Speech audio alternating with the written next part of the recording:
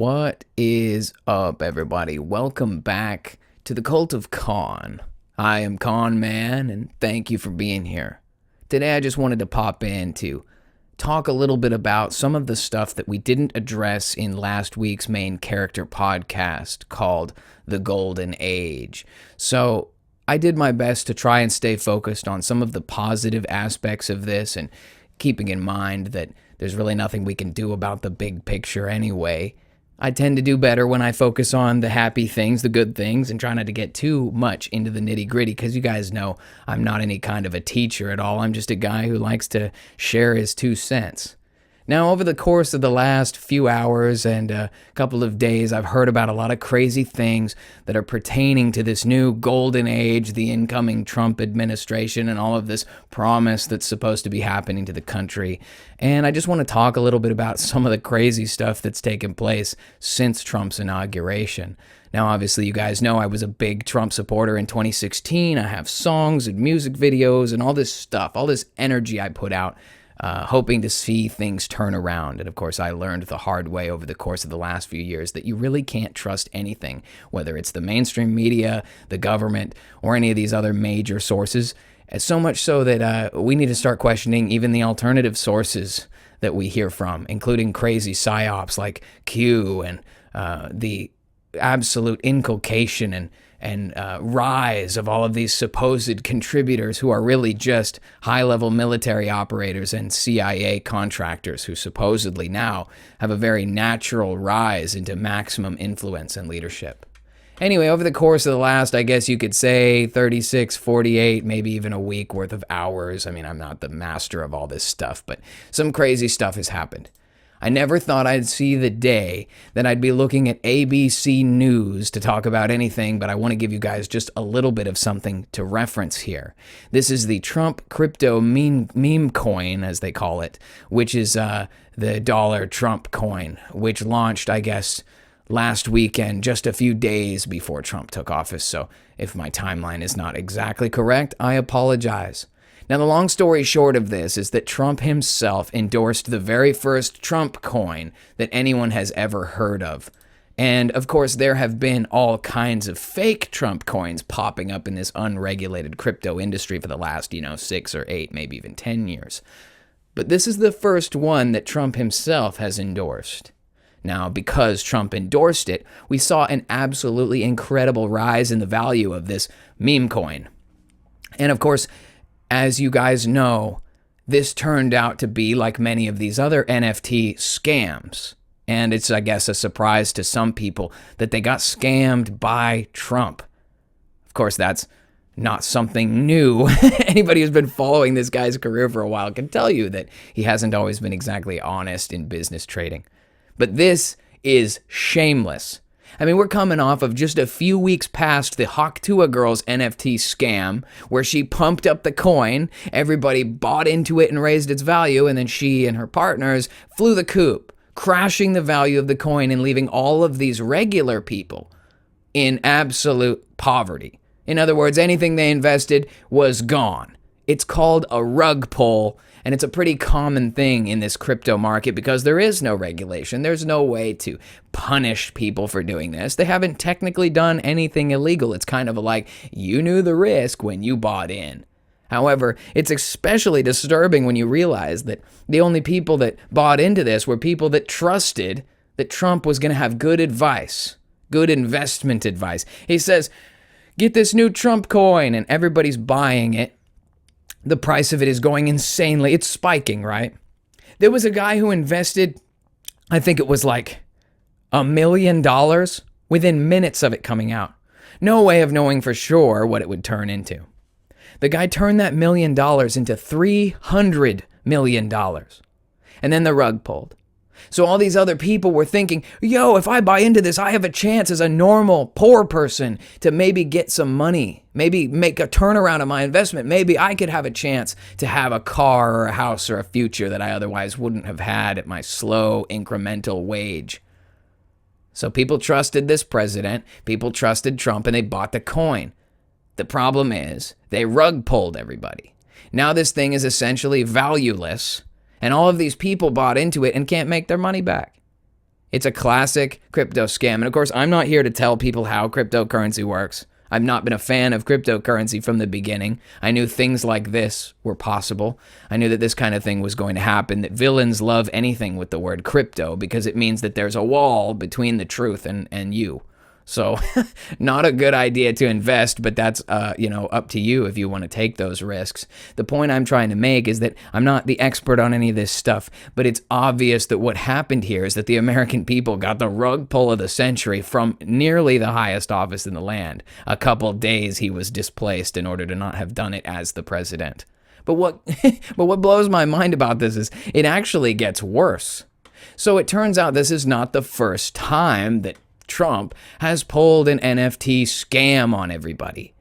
And if you go back to mid-2022, you guys can actually see an example of when Trump did an NFT scam before. And we'll just pull this little clip up really quick. Hello, everyone. This is Donald Trump. Hopefully your favorite president of all time, better than Lincoln, better than Washington, with an important announcement to make. I'm doing my first official Donald J. Trump NFT collection right here and right now. They're called Trump Digital Trading Cards. Here's one of the best parts. Each card comes with an automatic chance to win amazing prizes like dinner with me. I don't know if that's an amazing prize, but it's what we have. Go to collecttrumpcards.com right now, and remember, Christmas is coming, and this makes a great Christmas gift. Wow. So a lot of you guys might remember that the 2022 Christmas rug pull of the Trump NFT cards. That was a little bit different. What happened with this? This was kind of more of an outright scam, not really a rug pull. But given that Trump is a money guy and he's involved with a lot of big money guys, it stands to reason that they know how to separate people from their money. That's how you become a billionaire in this economy, is by doing horrible things against humanity, let's be honest. There aren't a lot of good guys with that much money in a starving world. Anyway, so he releases this NFT thing, and back in the day, I'm certainly not like an SEC guy. I couldn't tell you exactly how all the financial law works, but I do know that for a fact the price was chosen at $99 because anything over $99 has to be reported.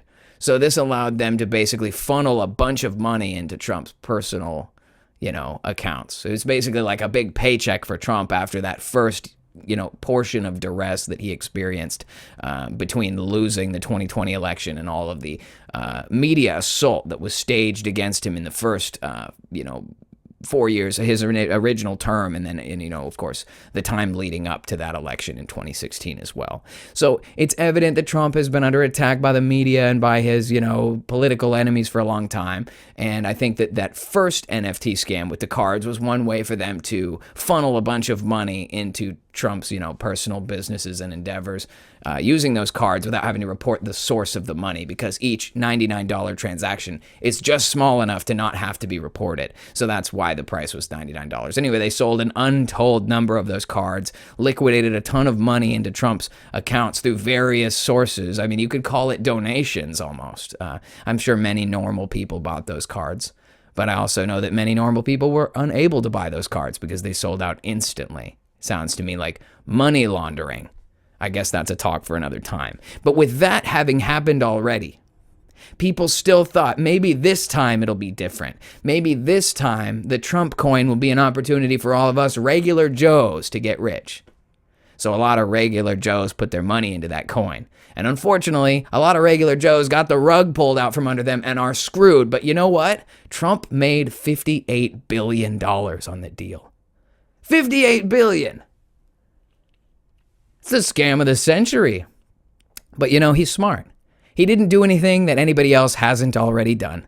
People aren't being investigated for this. They aren't being charged for this. And if for some reason they change the rules or decide to start enforcing the rules, he'll be the last guy on the list. A lot of other people have done it first. There'll be a lot more people in the pecking order than him. And besides, he's president.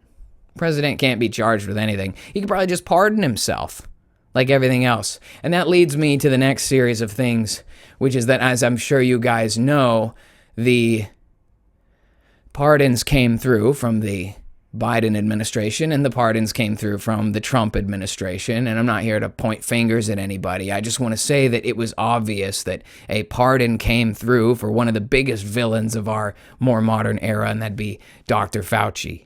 Now, I have to be a little bit careful about what I say about this, and I'm just going to go ahead and say that if you want a more eloquent and a more representative of the data type discussion, I recommend you go over and watch the Matt Kim podcast. They had an excellent discussion. I believe it came out today on YouTube, talking about all of this and how it all came to pass. So if you want to know all the details on that, be my guest. I will leave a link in the description to that show so you guys can check it out. Excellent discussion by those guys, Matt Kim and Peter, his co-host. Really awesome dudes. Anyway, what's going on now is that Trump has announced this new plan. And before we get into it, I just want to share you guys a little bit of a definition here. This is called the Stargate Project, and this came out in, I guess you could say, 1977. This is a military operation, all right?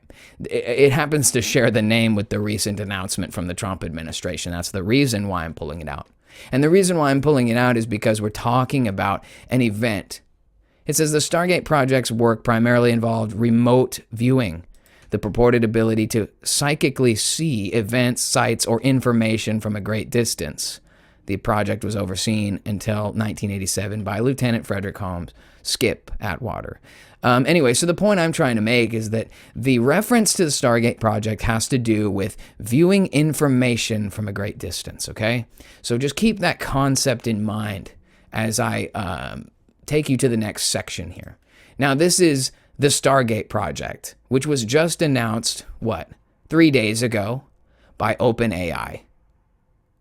The Stargate Project is a new company which intends to invest $500 billion over the next 4 years building a new AI infrastructure for OpenAI in the United States. We will begin deploying $100 billion immediately. This infrastructure will secure American leadership in AI, create hundreds of thousands of American jobs, and generate massive economic benefit for the entire world. This project will not only support the reindustrialization of the United States, but also provide a strategic capability to protect the national security of America and its allies. The initial funders are SoftBank, OpenAI, Oracle, MGX. There's more, as you can see. Microsoft, NVIDIA, and there's more. The point is that Trump has announced this, and this partnership includes quite a few characters.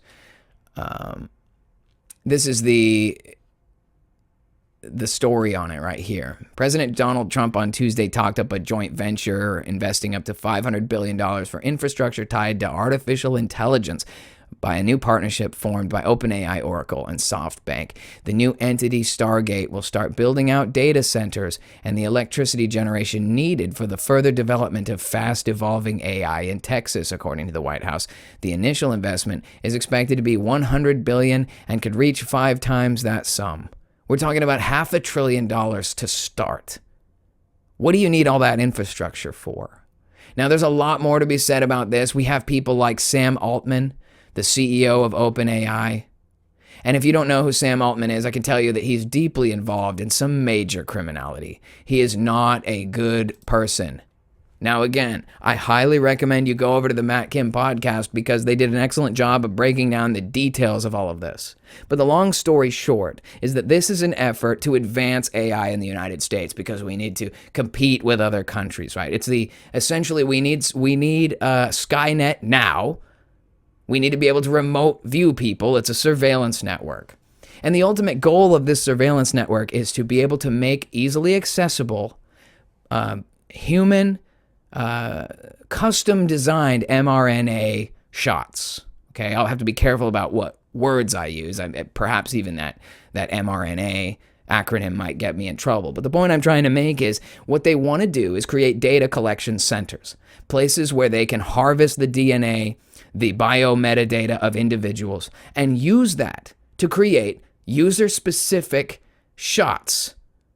And the reason why they're doing this is because it stands to reason that Trump wants credit for curing cancer. Absolutely terrifying.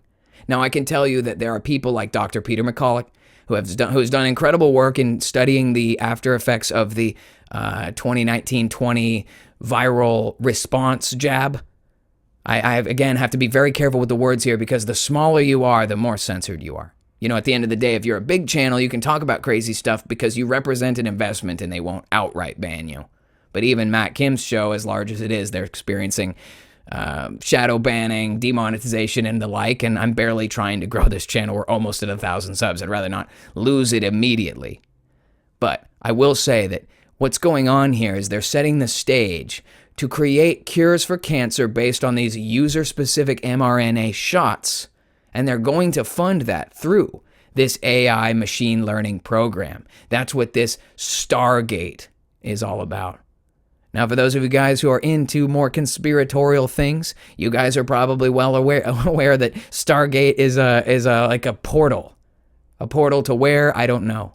You know, the Bible makes multiple references to stars and angels being essentially the same thing, and we have a world full of fallen angels, fallen stars here in the United States and around the world, really. But here in the U.S., we have the Hollywood Walk of Fame. You know, some of our leaders, like Trump, have a star on that Walk of Fame.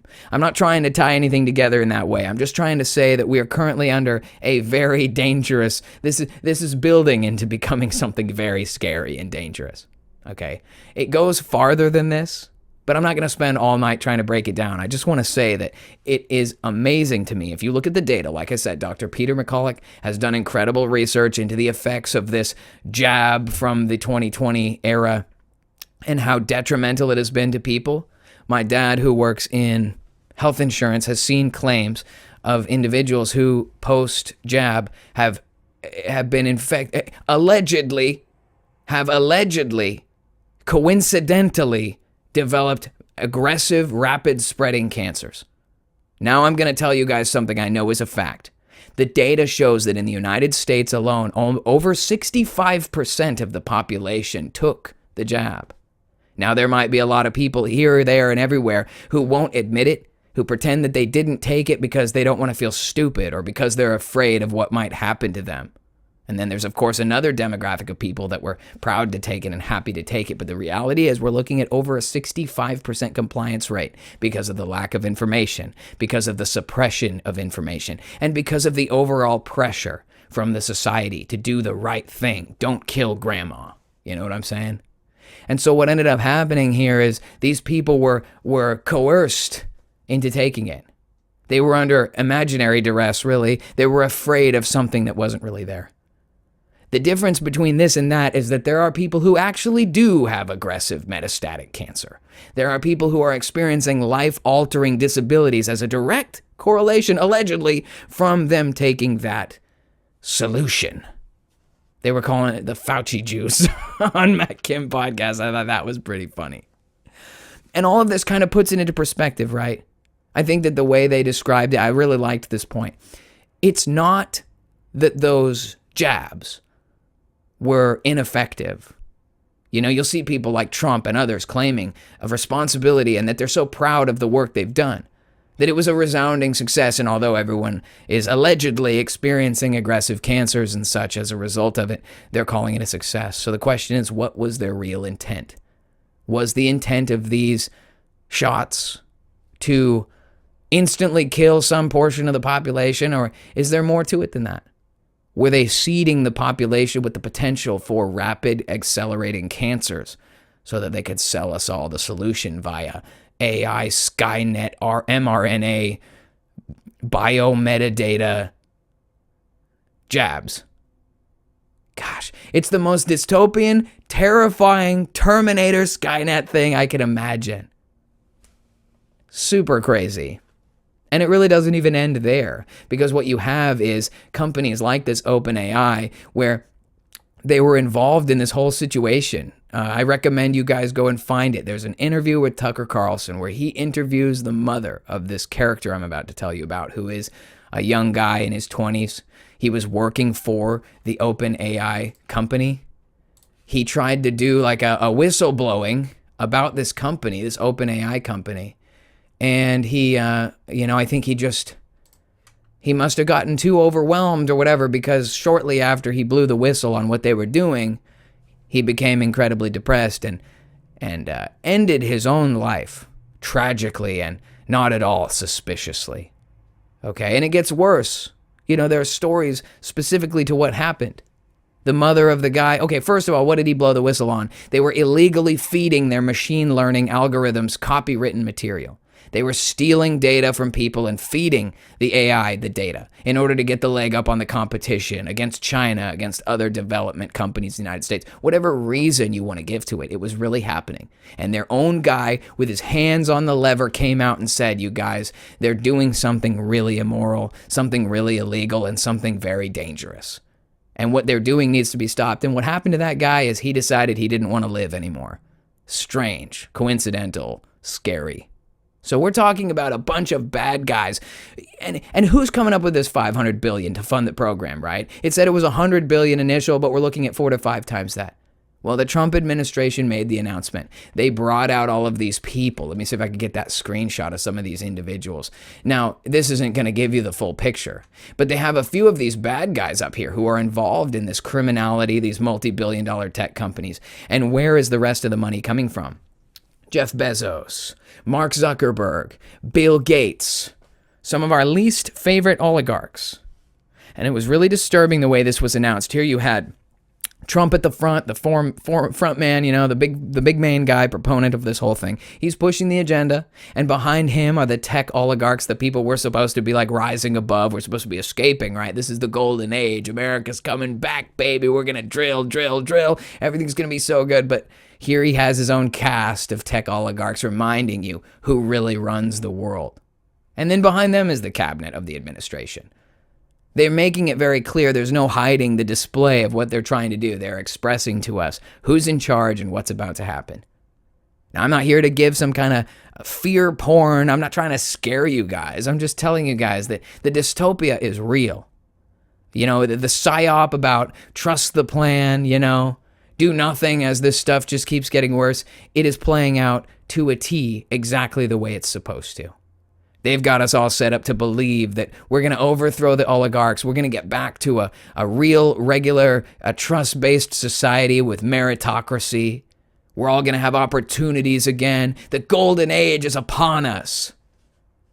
But if you start looking into the details of this, man, it is really spooky. Essentially, Trump is allying with the biggest, most evil villains in the land. There's no hiding it.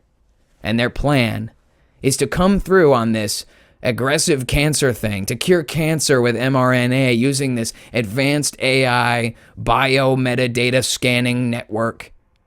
And the whole thing is supposed to be the magic cure to everything. And isn't it sick when you think about how an investment works? Investors don't want to come up with $500 billion for no reason. They want to come up with more money. If I put $125 billion in, I expect $1 trillion back. I want 10 times, 20 times, 30 times my investment. How can you guarantee that I'm going to get my money back? I'm Jeff Bezos. I'm going to give you $100 billion. How am I getting my $1 trillion out of the deal? How are you going to make that happen? Well, there's one way.